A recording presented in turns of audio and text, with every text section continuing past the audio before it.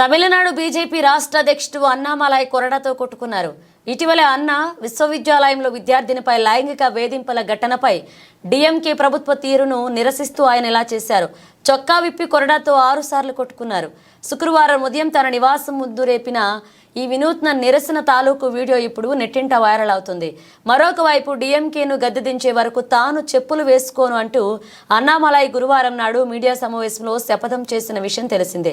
ఈ సందర్భంగా అన్నా యూనివర్సిటీ క్యాంపస్లో విద్యార్థినిపై లైంగిక వేధింపుల ఘటనపై ఆయన తీవ్ర ఆగ్రహాన్ని వ్యక్తం చేశారు.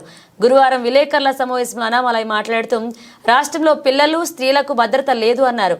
యువతిపై లైంగిక వేధింపులకు పాల్పడిన వ్యక్తి డీఎంకే వ్యక్తినంటూ ఆరోపించారు.